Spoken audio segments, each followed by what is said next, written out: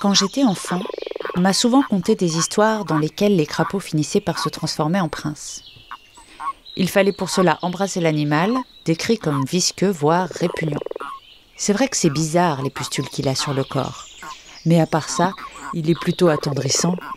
C'est vrai, préjugés et légendes poursuivent le crapaud commun. Brève de nature sauvage, saison 3. La biodiversité racontée par les naturalistes de la ville de Paris.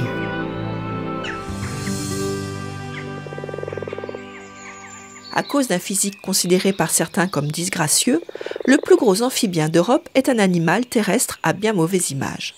Court sur pattes, massif et trapu, le crapaud commun possède une peau parsemée de taches sombres, épaisses et verruqueuses, tirant vers le brun et parfois le vert olive. Ces pustules sécrètent un mucus hydratant, préservant l'humidité et l'élasticité de sa peau en milieu terrestre.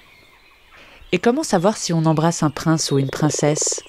Comme pour la grande majorité des batraciens, la femelle est plus grosse que le mâle et peut mesurer jusqu'à 15 cm pour un poids de 120 grammes. Et peut-on savoir où dénicher le grand amour ? Au repos, caché dans une anfractuosité, sous des pierres, ce crapaud vit à Paris, aussi bien dans les jardins que dans les bois. La nuit venue, il part à la chasse lentement, marchant en prenant appui sur ses doigts. À l'affût, il repère sa proie de son œil orangé cuivré. Sa pupille horizontale, très extensible, absorbe la moindre luminosité. D'un coup de langue extensible, il englue araignées, insectes, mille-pattes, lombriques, limaces, escargots, chenilles et même de petites grenouilles qu'il déglutit en rentrant ses yeux dans ses orbites. Ce mouvement de bascule pousse ainsi la nourriture vers le fond de sa gueule. Par son régime alimentaire, le crapaud commun joue un rôle important dans l'écosystème du jardin en régulant un certain nombre de populations de petites bêtes parfois trop abondantes. Et lui, est-ce qu'il a des prédateurs ? Lors de ses escapades parisiennes, il arrive qu'il soit inquiété par des chats, des hérons cendrés, des hérissons ou encore des couleuvres. Il s'enfuit alors par petits bonds, mais peut aussi jouer les intimidants. Dressé sur ses pattes, il se gonfle tête baissée pour paraître plus gros. Il expose ainsi ses glandes à venin localisées à l'arrière de la tête. Le plus souvent, l'odeur nauséabonde qui s'exhale de ces glandes suffit à repousser l'affamé. L'animal qui entrerait toutefois en contact avec le venin libéré par contact se trouverait pris d'intoxication plus ou moins sévère. Seule la couleuvre et le hérisson n'en ont que faire car ils sont naturellement immunisés.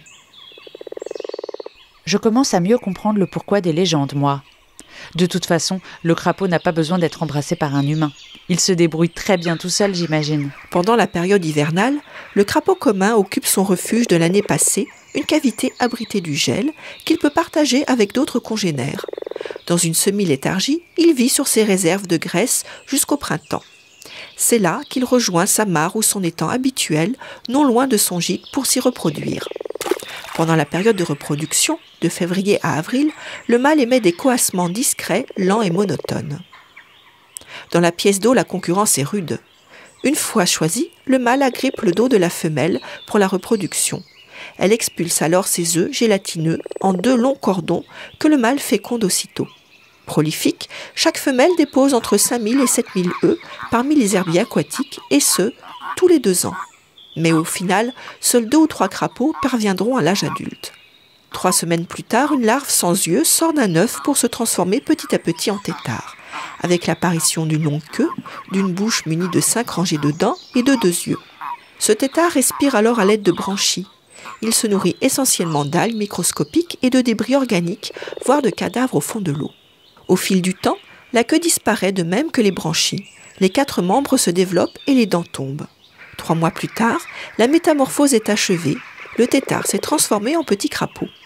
Ses poumons fonctionnels, il quitte le milieu aquatique pour vivre sur Terre comme un adulte. C'est donc bien un batracien, et pas un prince. Alors pas de bisous. Le crapaud commun est une espèce protégée en France. Il est donc interdit de détruire, manipuler, capturer les œufs et adultes, mais aussi de dégrader son milieu de vie. Comme tous les amphibiens, il est menacé par la destruction de son habitat. La multiplication d'abris, bois morts, souches, tas de pierres bien exposés, non loin de zones humides, permet son maintien. L'arrêt de l'usage des biocides, comme la création de zones humides à Paris, bassins, mares, lacs, étangs, eaux closes végétalisées, fossés humides ou nus, favorise l'accueil et la reproduction de la faune aquatiques et semi-aquatiques, dont les amphibiens. Toutefois, une maladie infectieuse fatale due à un champignon nommé la chytride, détectée dans la capitale en 2011, menace les amphibiens. Elle se développerait en raison des modifications de conditions environnementales comme les changements climatiques, la pollution ou encore l'introduction d'espèces porteuses de ce mal. Tout écosystème est un milieu complexe à l'équilibre fragile qui peut à tout instant être rompu. Le patrimoine naturel parisien est riche d'espèces comme ce batracien. Le maintien et la protection de cette biodiversité apportent aux plus attentifs d'étonnantes surprises, comme ce crapaud commun au chant mélancolique au printemps. Tous les 15 jours, Bref de Nature Sauvage vous raconte la faune et la flore parisienne au creux de l'oreille. Abonnez-vous sur votre plateforme d'écoute préférée.